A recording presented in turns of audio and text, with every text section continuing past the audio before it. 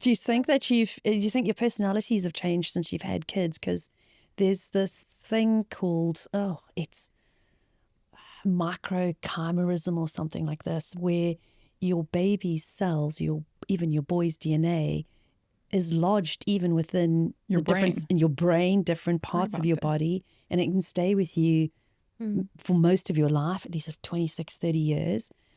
And so we have male DNA as mums of boys in our body now. And I wonder, because you said it's like a puberty of sorts. Mine has, I think. Yeah. But I think in a good way. I don't know about you. I feel like I need to ask for help more than ever now. And I'm more resistant than ever to asking for help since becoming a mom. Like I don't know if you guys can relate to that. Is that just because you need help more now rather than maybe that's what it is? Yeah. Because I hate asking for help, but I need help now. I didn't need it when I didn't have a little one, whereas now I have to because I'm juggling.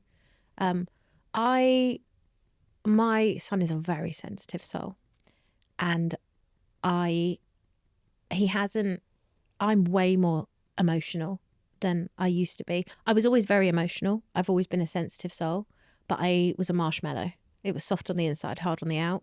Now I'm just a wet marshmallow. And I'm just soft everywhere. Soggy marshmallow. I'm a very soggy marshmallow.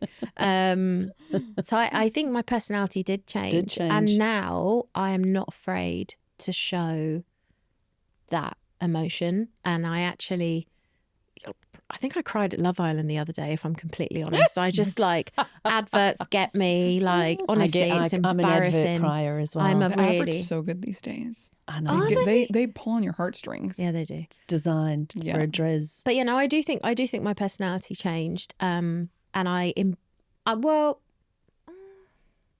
actually, I don't know if that's quite right. It's not that it changed. I think I embraced bits that I hid for a long time. So I used to always try, I've always been a weirdo, and now I just embrace it. So my son and I wear odd socks to school. So anti-bullying day, you wear odd socks to school because it's all about embracing your uniqueness.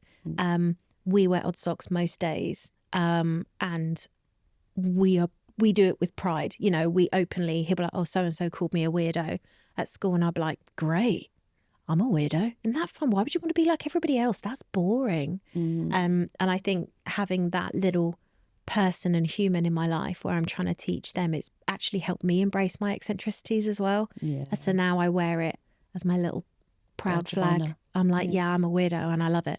I also think being moms working, I think it's good for the boys, just for our boys to see that I think maybe for my brother, or if I think of other men that's moms stayed home, I think it's nice for them to see Do you have brothers or sisters? I have one brother, one sister.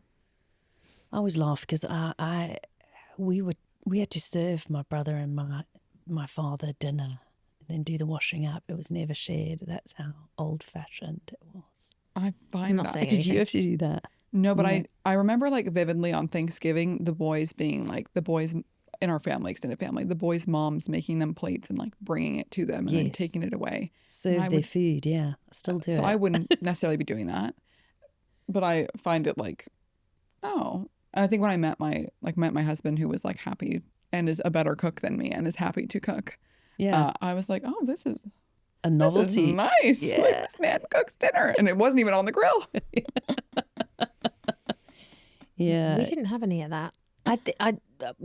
I think my household was just very unique because of my gran. So it all started very early. There were lots of entrepreneurs, lots of driven independent women. So, I mean, we still do all of that kind of stuff. But no, I wouldn't. I would refuse, I think, to do that as a kid. But then I guess if you don't know any different. Yeah, it's just was of a time. It's just of what you know. And that's the thing as well, I think, you talk about what was and what is, our kids will probably be saying the same thing about us that we say about our parents at times. And it's just you do the best in the situation of what you know in that moment. And I think that's all you can do is just literally do your best. Yeah, absolutely. Did your personality change when you had kids? Yes. You become more vulnerable. And I did, everyone who knows me now will be like, fat chance, but I definitely became softer. And yeah, I think I wanted a little girl. I was like angling, and I've ended up with 4 boys. And I have a beautiful stepdaughter who is the girl I never had.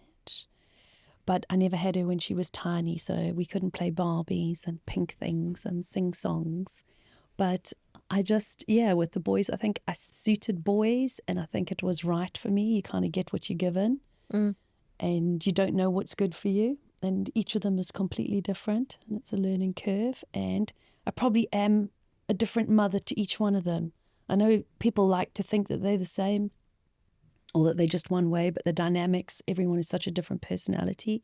I definitely think I am a different mother to each of them, and I connect with them through different things, not all the same things. So But they're each different children. They probably each need different things anyways. Completely different. Yeah. Like they're from different planets. But that's normal because it's that personality, and they're not carbon copies. It's not rinse and repeat, is it? They have their own views, and you just got to try. What about in business? Because if I had to say when my biggest change was, I morphed into someone else in business in a good way. I came in and I actually used to say, I had a colleague of mine in one of my old jobs who was a mum, and we'd be hearing a load of nonsense in the office as you would, and we'd look up at each other and just go, mum logic. There would be this, I tolerated a lot less. Not like as in, I tolerated a lot of the negative stuff that comes from the working world a lot less. And the office politics, the bitchiness, the cattiness, the silliness that's not necessary. I was a lot more respectful of my own time because I obviously wanted to get home, whereas I didn't have that before. So I think before that, working till like 10 o'clock at night that you were saying when you were in finance, I became the person that left at 5:30 to play golf. But my golf was going home to my little one. So I think that's where I saw my biggest change. And I got harder in business, but I got softer at home. So it wasn't just one change. I think when you become a mom, you get better at saying no to things. Yeah. Yeah. And I think also I used to think I used to see other moms and I used to think, oh my God, how are they doing it all? Like, this is crazy. I can barely function. And it was just me and my dog and my job and my husband. And now I'm like, you're just kind of forced. I mean, you were going on 30 days a month, so. That was in a slow work month. Just a slow month. And that from no children to one child is that's when you get hit over the head. And then you can just add additions after that because you're already down. So you're already doing it. But so don't worry about that. Once that floodgate's open. I'm impressed with people who are outnumbered by kids because I'm like, okay, even 2 I feel like could be manageable. Nah, don't be. They just make the kids look after the others. Yeah, they survive. And I used to say to Mum, what would you do when you had all the kids and no hands? She went, well, other kids, you just make a chain. We used to go out in public and she'd be like, roll call, and you'd shout your number. We have numbers, not names. Yeah. We'd be like, 1. But see, that's how we got put in charge of child minding. Yes, that is exactly it. This is why we had a very different childhood too. We're going to bond over here, an eldest child. You two are bonding. I didn't have to look after any little ones. I had to. And actually, you've got middle child syndrome, which is always a thing.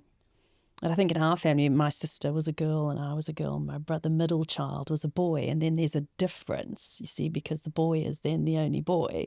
So there's also different dynamics with that. My brother's the same. He's the middle. He's the middle. He is like golden boy. Oh, yes. So as mothers, we've got to stop that rubbish. I can't help it. He's perfect and no one will ever be good enough for him. And I know that. And I'm okay with that. I will be, whoever ends up with my son, female, male, whatever you identify as, I apologise because I am going to be a nightmare. And I know Maybe a monster-in-law. Oh, no. Don't be. Not on purpose, but he will be perfect. We're going to pick at you and not let you do that. Try. You can try. He's the most beautiful thing in the world, even he could be covered in dirt. And I'll be like, you're just so cute. And I'll pinch you. Can't help it. I'm blind. It is crazy, the unconditional love. I think when I was dating, I kind of always felt like I love you because of the conditions that we're in. Yeah. And so if you are now suddenly mean to me or you treat me a different way, I won't love you anymore because I love you based on the conditions that you're good to me or et cetera, et cetera. But then you have a kid and he's biting you and he's ripping your hair out and you're like, I love you anyways. You're great. I do feel like it changes when they get older. I mean, we're developing more of a friendship now, and I'm starting to show how sometimes his negative, and I don't know if this is right or wrong, I'm just trying to be authentic, how sometimes he can do stuff intentionally in a not nice way and how it actually does hurt me. I'll wait till they're teenagers. I really I hate you, Mom. Door slam. Teenagers. Are boys really that bad? I grew up with girls. Boys, surely they don't have the same, I mean, they might, I don't know. No, and individuals are different. So probably even out of your group of friends, you probably noticed some were like slamming the door, I hate you. That was you me. know. Okay, I wasn't like same. that, but I remember watching friends of mine like that and going, wow. Like it's like, you know, some people go nuts at menopause. My mum some used to people put go us in nuts as separate teens. rooms because we were pulling each other's You hair were going out. crazy. Yeah. So they were kind of different, but it is what they do is in its nature's way.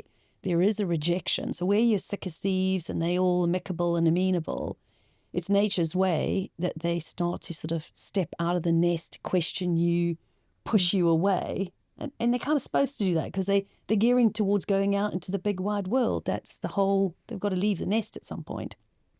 So there is this chemical reaction where they do sort of push the boundaries. What do you know?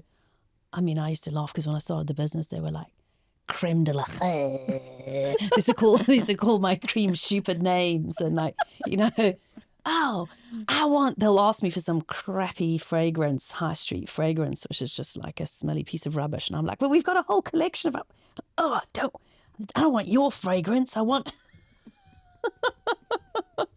they think everything you do is stupid and whatever. And then they come back home. So they go through that and then it just shifts and they grow up and they come back in again. It's like they disappear into the wilderness for a few years and then they come back again. How old's your oldest now? Be 22 Okay. next month. Is he calling, asking for you to send ARgENTUM? Yeah, the second one, he's really into the product and the fragrances and loves it. The 15-year-old, he was suffering with his bad skin. He kept asking me for things like Clearasil and stuff. And I'm like, no, toxic soap. What are you doing? And I try and explain to him, but this cream is like, no, but I've seen it on an advert. I want that. And I was like, begrudgingly I had to just buy it for him. And then he did try both and realized ours is a lot better. So now he uses it. But there was that he'd seen something or that's what his friends had. So, you know, you just got to let them. I don't think that's just a child thing, though. My boyfriend really struggles with his skin and I'll be giving him loads of different things and he will ignore me. Yeah. And they'll just be sat there gathering dust. And then someone else will say the exact same thing I did about 6 months later. And he's like, so-and-so said this. And I've tried it and it's amazing. And I'm like, I hate you. Oh, is he one of those? That's everyone's bugbear, isn't it? Drives I me really told it you. It could say about cars, tax return, you name it. I'll come up with the most sensible answer. And he'll be like, no. And then a week later, oh, Dad said this. And I'm like, oh, for God's sake. Fine. Fine. What great idea he had. The takeaway from today is that, you know, you are where you're at, and to all those working mums and women who are working and deciding how they're going to balance it all, I think just go for it. Yeah, I think it's been really nice to talk about. I'm really proud of being a mum, but there's so many other things I'm proud of as a person. And for a long time, I fought having the title mum as part of my identity because I didn't want it to overshadow all of the other things that I can do. And actually, what's been really nice today is no matter how many times we've moved on to other topics, it's always come back to being a mum. And I think it's because it's such a big part of who you become. And you still learn lessons every single day. I've learned more lessons being a mum actually sometimes than I have in years of business, and I take those lessons into business as well. So I don't now, I think after this, it's making me not see it as a negative. And actually it's just another evolution that I've had the absolute privilege to go through. So saying to you young girls, you can do both. Yeah, I think you can balance this. It is doable and it can work. And it won't always be equal. It won't always be equal. It will never be. And I think when you hear the word balance, sometimes for me, I think it has to be equal. It's never going to be. but I think you can strive and give your energy in different ways and long term not lose yourself. So if me as an idiot can make it work, anyone can. That's what I say. If that person can do it, I can do it too. So there you go, you know. Oh, just ignore the idiot in the corner. What about you? I think like it feels like really natural and easy to be a mom. But I think also it's so time consuming, and I think I didn't realize just how much time it would take up being a mom. But I do think it makes me work more efficiently. I think even if I do have a slower couple years where I maybe don't say yes to every job, maybe I'm a bit more picky with the jobs I do take. I think ultimately that's probably a good thing anyways. Like I don't need to take everything that comes. I can just take the stuff that's really meant for me or that I feel is a good fit. And then in a couple years when my kids are in school, like, and I've hopefully had another one, then we can reassess and like can pick up more work or do less, or I think you just make it work. Yeah. I agree. Yeah. 100%. Yeah. Thank you so much for having us today. Pleasure. Thanks, guys. Thanks for all the sharing.